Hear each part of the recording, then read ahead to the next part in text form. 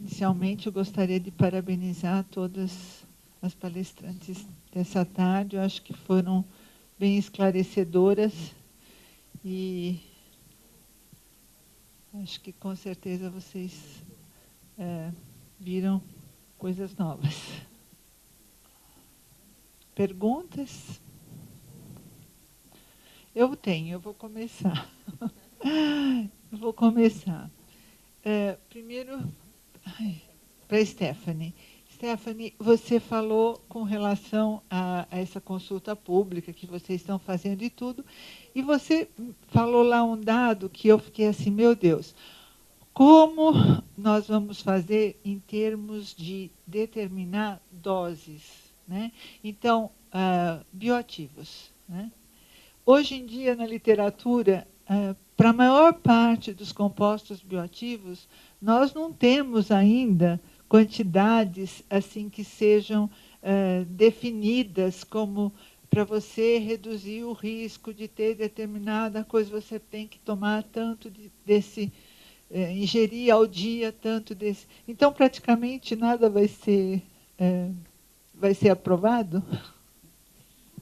Não, nós já temos algumas substâncias bioativas já listadas como aprovadas no anexo, com quantidades mínimas para determinada eficácia que se propõe e quantidade máxima de acordo com a segurança da substância.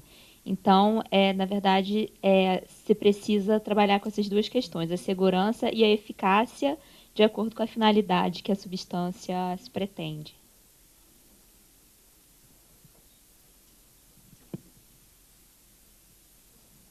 Boa tarde também para a doutora Stephanie. Duas coisas rapidinho. Sobre a publicação agora no segundo semestre da consulta pública, você comentou a respeito da suplementação. Isso contempla esse trabalho que a ABNT também está fazendo em termos de rotulagem? Porque tem um trabalho, não sei se é paralelo ou em conjunto, que a ABNT também está fazendo uma norma sobre suplementos para rotulagem. E a segunda pergunta era...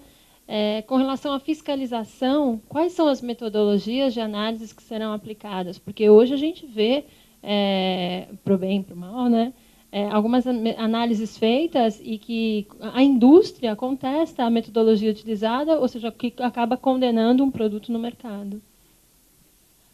Bom, com relação à rotulagem, os suplementos, como são classificados como alimentos, eles vão ter que atender ao regulamento geral de rotulagem geral para alimentos e os regulamentos específicos de rotulagem. Nessa norma, nesse regulamento técnico específico, nós vamos ter alguns requisitos específicos de rotulagem, que aí vão ser mais ou menos em complementação ao regulamento geral. Mas não é nenhum regulamento novo de rotulagem à parte disso. E com relação às metodologias, é uma questão complexa, né? Até por conta das nossas redes de laboratórios nacionais, os LACENs, eles ainda têm um pouco de deficiência com relação às metodologias para avaliação de, principalmente essas análises de maior complexidade, para avaliação de extratos vegetais, o que tem sido feito mais é com relação à composição centesimal do produto, quantidade de proteína, mas é um trabalho que nós estamos fazendo em conjunto para todos os alimentos. Assim, é um trabalho que a Anvisa está investindo nos laboratórios, a gente tem um projeto para trabalhar com pontos focais, com laboratórios em pontos focais, para avaliação de determinadas substâncias. A gente tem um projeto junto com o CNPq para implementação dessas metodologias. E tem alguns laboratórios que já estão com o projeto aprovado e já na fase de implementação.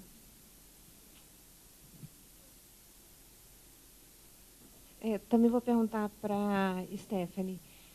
Stephanie, eu tenho uma grande preocupação com relação à fiscalização em cima dessas rotulagens de suplementos. A gente desenvolveu um trabalho na UNB que fez uma avaliação justamente das rotulagens. E, partindo dos suplementos energéticos, que tem uma gama bem grande no mercado, a gente identificou que 75% dos suplementos comercializados não atende um item da legislação da Anvisa. Né? E foi um dado que preocupou a gente, seja ele ou na quantidade, né, determinada de carboidrato, ou informações indevidas, ou então não dando informação em negrito, que são os itens que determina a resolução. Então, o que eu gostaria de saber é como é que vocês atuam nessa questão da fiscalização em cima desses produtos, né? Que, inclusive, a gente está montando até uma nota técnica, porque foram vários trabalhos envolvidos, não só sobre suplementos energéticos, como os proteicos, hidroeletrolíticos, e foi o que chamou bastante atenção, porque eles não atendem às normas da Anvisa.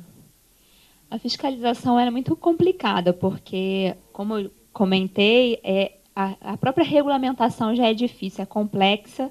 Então, é difícil, o fabricante às vezes não consegue entender muito bem como enquadrar o produto, quais são os regulamentos, porque são diversos regulamentos, então quais são os regulamentos que têm que serem atendidos. Então, essa regulamentação nova, a intenção dela é justamente harmonizar e tentar diminuir essa pulverização de normas e de uma forma que facilite, porque vão ter anexos de listas positivas. Então, o que está ali na lista positiva, como que são as alegações permitidas, os ingredientes, os limites mínimos e máximos. Isso vai facilitar para o fiscal, na hora de avaliar um rótulo, por exemplo, de verificar se aquela quantidade, aquela tabela nutricional, aquela lista de ingredientes e aqueles requisitos de rotulagem estão adequados ou não. Porque é uma categoria única com listas positivas. Então, eu acho que vai facilitar bastante a fiscalização, vai melhorar muito.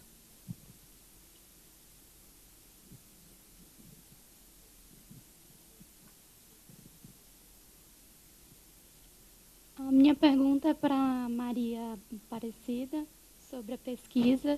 Eu também estou fazendo uma pesquisa domiciliar aqui em Brasília, de hábitos de consumo alimentar, e eu fiquei curiosa em relação à metodologia que vocês utilizaram para a pesquisa e qual foi essa abordagem no domicílio, né, a abordagem a esse voluntário.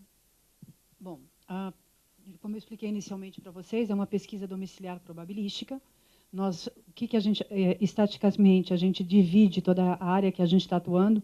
Então, a gente vai trabalhar pelos clusters, que são sorteados aleatoriamente. Então, a gente tem todos os setores censitários do IBGE. Então, a gente seleciona esses setores censitários e aí, em cima dos setores censitários, a gente vai até o domicílio fazer essa abordagem. Então, a gente precisa abordar o indivíduo dentro do domicílio. Se aquele domicílio sorteado ele não tem ninguém no domicílio, a gente tem que fazer 3 voltas, 3 tentativas. Depois, a gente faz a substituição. Então, por isso que é uma pesquisa que ela se estende um pouquinho, ela não é rápida, não é uma intercept. E uma vez identificado o indivíduo, a gente selecionou ele dentro do domicílio e aí a gente vai agendar um horário para poder estar aplicando o questionário. Um questionário desse, a gente levou uma média de 1h15 de aplicação. Então, nem sempre as pessoas estão disponíveis, por isso que é necessário o agendamento. Tá? Então, bem parecido com... Isso. Então, por isso que eu digo que é um dado super importante nas pesquisas quando nós estamos analisando. Uma pesquisa dessa natureza, exatamente como hábitos alimentares, que já é a 3ª edição dessa pesquisa, hábitos alimentares leva quase 2 horas de aplicação. É impossível a gente selecionar esse indivíduo e não agendar um horário para poder estar aplicando esse questionário e identificar, né, questões de obesidade, questões de consumo, medicamento, enfim. É todo um diagnóstico da vida desse indivíduo, né? Então, é super importante a gente fazer esse critério de seleção da amostra e manter a amostra domiciliar, né? Então, é isso que a gente defende. Como eu teria maiores informações da pesquisa, seria com você? Você pode ligar diretamente para mim, que eu posso estar te dando todas as informações, tenho meus dados, e a pesquisa, que é da BIAD, essa pesquisa, então aí a BIAD pode estar disponibilizando para vocês. Tá? Eu queria discutir um pouco sobre a Aliança do Pacífico.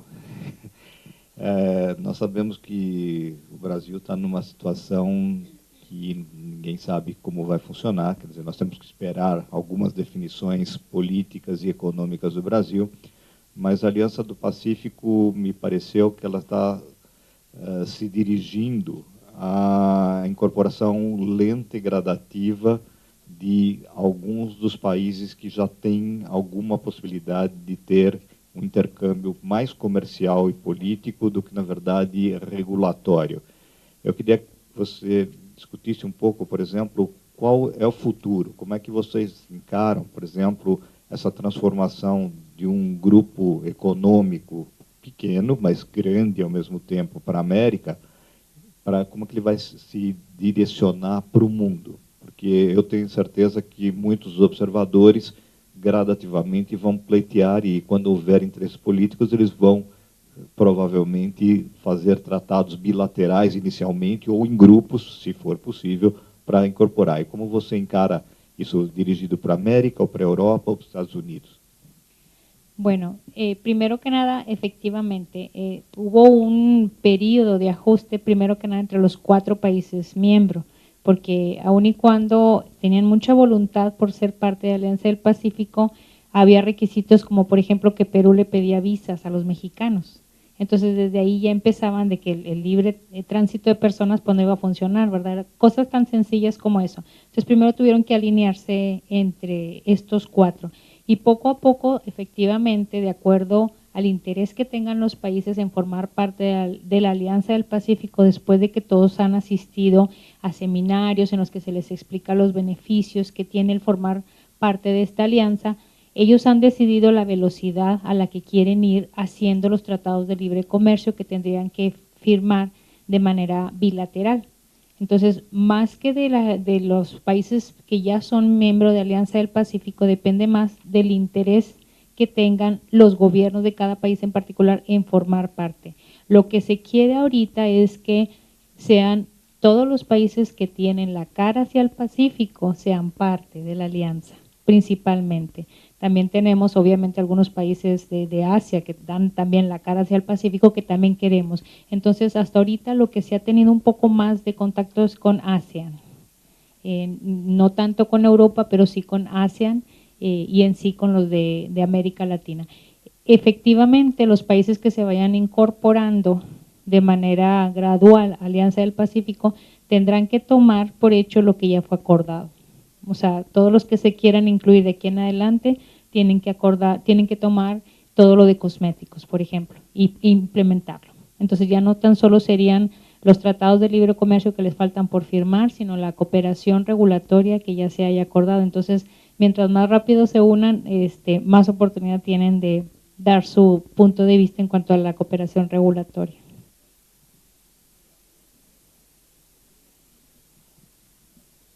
Perguntas? Eu tenho uma para Mariana. Esse programa de vocês vai estar disponível?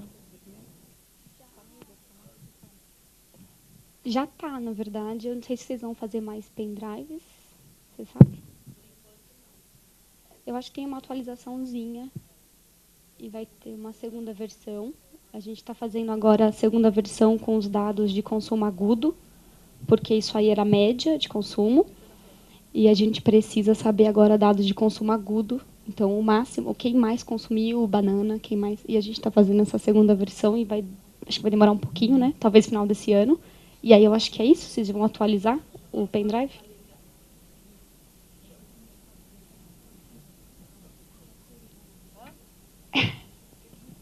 Não sei. Quando atualizar, você manda a versão disso. Ah, tá bom. Então é isso. Na verdade, já tem alguns pendrives por aí, assim, mas a segunda versão vai vir só, acho que ano que vem, né?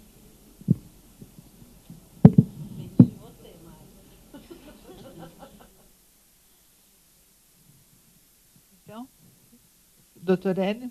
Queria fazer uma pergunta para a doutora Maria Aparecida. É possível saber, nessa pesquisa, quais são as empresas ou quais são os produtos ligados às empresas que têm maior aceitabilidade ou maior consumo? Não, nós, nessa primeira etapa da pesquisa, nós não trabalhamos com relação às empresas. Nós só trabalhamos com a categoria de suplemento alimentar. Nós não fizemos nenhuma menção a marcas ou ligamos a categoria do suplemento às empresas. Isso foi uma coisa, inclusive, proposital, decidida pelo grupo. Eu até gostaria que o grupo está aqui presente, né?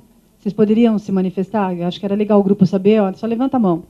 Porque é legal, a gente trabalhou em conjunto, foi um trabalho muito interessante, porque o Instituto, né, a minha empresa, trabalhou em conjunto com a BIAD, com os membros do grupo, para a gente poder desenvolver esse questionário. Foi a primeira pesquisa que a gente realizou. A gente não tem dados sobre suplementos alimentares pela ótica do consumidor, e a ideia é que essa pesquisa ela se torne uma série histórica, que a gente possa repetir a cada 2 anos. Então, agora sim, a gente talvez vá aprofundar com essas questões mais técnicas específicas. Quer falar, Carmen? Mas só complementando, então, de fato, na época que a gente estava elaborando todo esse questionário que foi aplicado pela Toledo, justamente veio essa questão, né, se a gente iria desmembrar esses produtos por marca, mas no final foi um consenso do grupo que não era o caso nesse momento, que a gente queria mesmo entender qual era o consumo em termos de tipo de produto, e não necessariamente comercialmente falando quais as marcas que estavam envolvidas.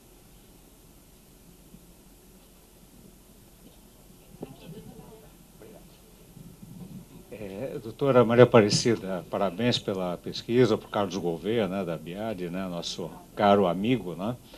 Eu fiquei um pouco, tenho uma dúvida em relação o que realmente o objeto, de quem pesquisou, ele entende um pouco como suplemento. Se ele entende muito como farma, se ele entende como fortificação de alimentos, o que a senhora... Eu fiquei um pouco em dúvida em relação a isso. O que significa, por exemplo, um achocolatado vitaminado para ele, ou uma cápsula de ômega 3? Por isso que eu mostrei aquele cartão, que foi importante. Essas dúvidas surgiram, inclusive, quando a gente estava elaborando a pesquisa. Então, o objetivo, quando você pergunta o que é suplemento, inclusive a doutora Stephanie, o consumidor ele tem dificuldade. Suplemento alimentar. Classificar efetivamente a tradução do que seja o suplemento alimentar.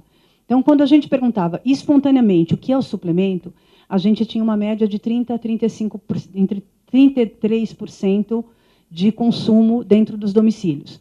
Quando a gente entrega aquele cartão, eu não tenho apresentação aqui agora para detalhar para vocês, quando a gente entrega aquele cartão classificando quais daqueles itens que ele está consumindo, aí a gente atinge os 54%. Então, por exemplo, o achocolatado ele não está classificado dentro da nossa listagem. Ele não foi classificado por esse consumidor. Nós tínhamos uma categoria de produtos que nós queríamos entender se aquela categoria... E aí a gente estimulava, sim. Para chegar nos 54%, a gente teve que estimular. E aí a gente percebeu, dentro daquela classificação que a gente fez daqueles grupos. Tá? Agora, a ideia é que nessa segunda edição da pesquisa, a gente possa detalhar um pouco mais, abrir um pouco esses detalhamentos, trabalhar com relação ao suplemento versus as marcas, para verificar qual que é a aproximação do consumidor com cada uma delas. Né? O que é importante, talvez, nessa pesquisa, além do número dos 54%, que a gente percebe que existe uma penetração maior do que nós imaginávamos, é que, efetivamente, o consumidor ele precisa ter mais informação sobre a categoria. Tem que existir um posicionamento da categoria para o consumidor, porque ela já faz parte da vida dele. No entanto, existem algumas nuances que precisam ser esclarecidas. Então, acho que isso é talvez um trabalho que, à medida que a gente vai se aprofundando, a gente vai conseguir estar traduzindo essas informações. E aí trabalhar, inclusive, com a Anvisa. Essa pesquisa, inclusive, foi apresentada em fevereiro desse ano na Anvisa. A gente fez questão, todo o grupo da BIAD, eu apresentei a pesquisa, e abrimos os dados, inclusive, para a Anvisa, eles têm acesso à pesquisa, para que eles possam efetivamente ter todos esses detalhamentos, e que a gente possa estar evoluindo, né, a cada 2 anos com esse retrato, né, do consumidor brasileiro. Mas um ponto que chamou a atenção foi a questão da obrigatoriedade dos novos ingredientes serem compendiais. Né? O que a gente percebe é que a indústria de novos ingredientes ela tem um grande investimento, né, em pesquisa, e, obviamente, por ser inovadora, muitas vezes esses ingredientes não são compendiais. Né? Então, e mesmo as referências são provenientes dos Estados Unidos, da Europa, e muitas vezes podem haver casos da indústria nacional desenvolver novos ingredientes. Então, gostaria de saber como esses casos poderiam ser tratados, né? Porque, afinal de contas, não se espera que haja barreiras para esse tipo de produto.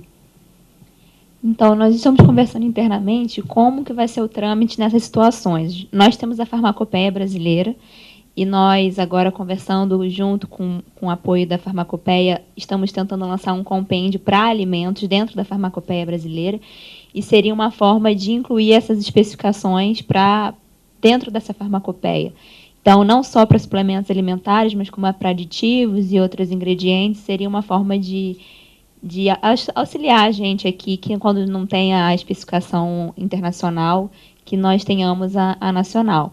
Mas o caminho ainda está sendo discutido, mas já houve sinalização positiva por parte da Farmacopeia.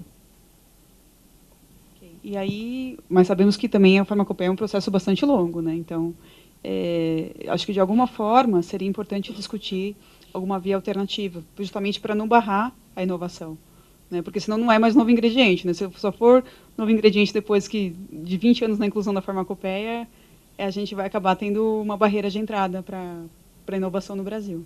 É só um ponto de atenção. E minha segunda pergunta é para a doutora Norma.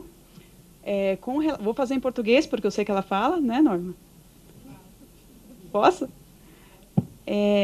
Com toda essa experiência na Aliança do Pacífico, e considerando que a Anvisa está justamente numa fase, né, de revisão do seu regulamento de suplemento, qual seria o maior aprendizado e que recomendação, né, você poderia dar dessa experiência de harmonização de conceito e de níveis de suplementos alimentares? Se é que é possível tirar isso de toda essa experiência com a Alianza do Pacífico.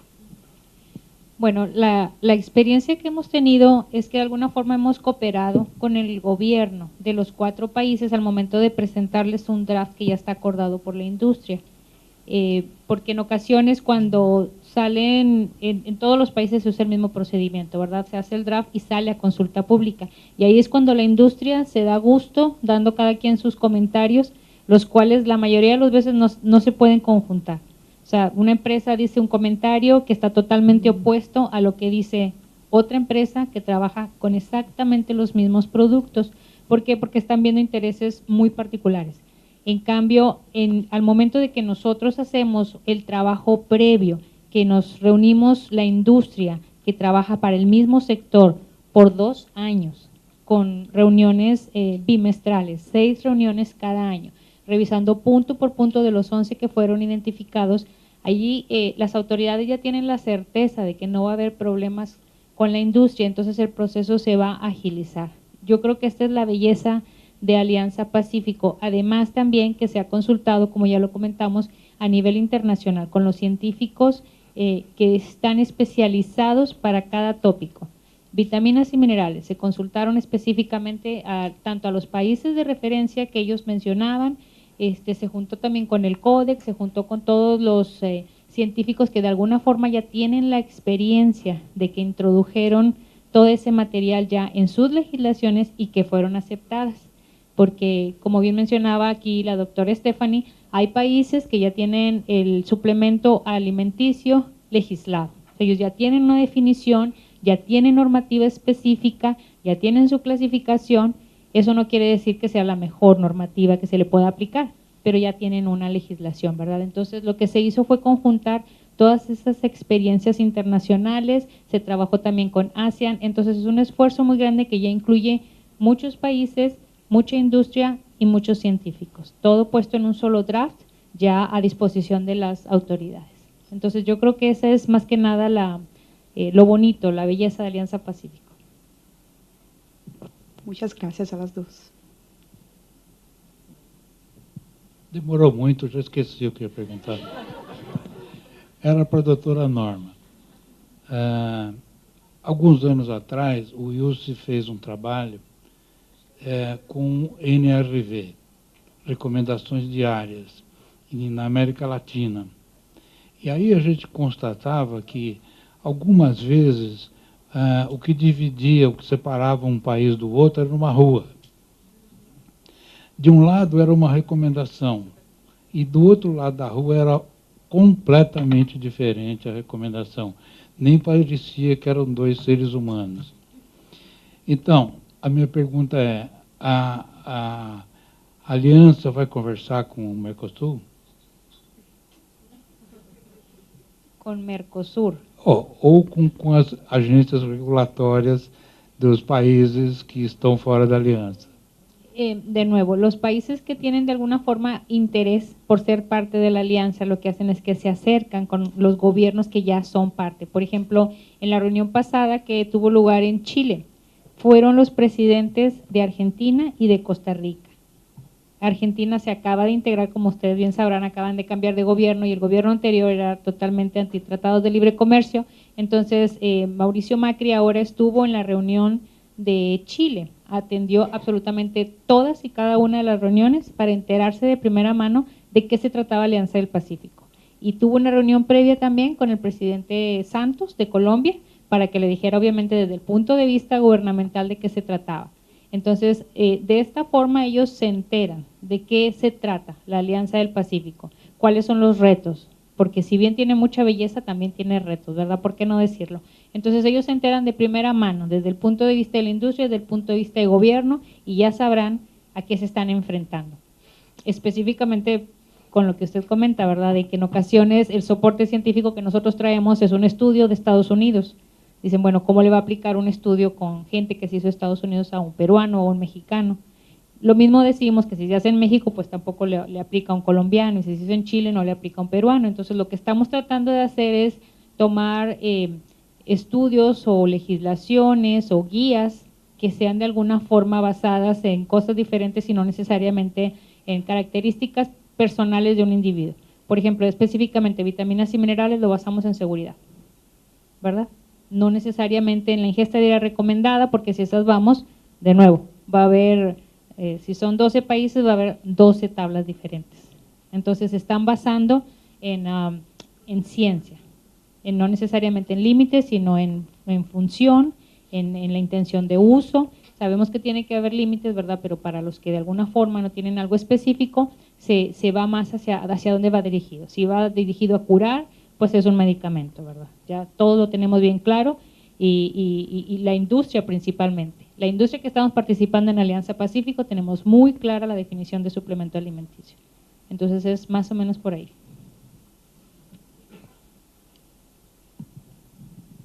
Eu passo a palavra, então, para o doutor Hélio para fazer o encerramento e agradeço a participação de todos dessa mesa. Acho que foi bastante produtiva essa discussão.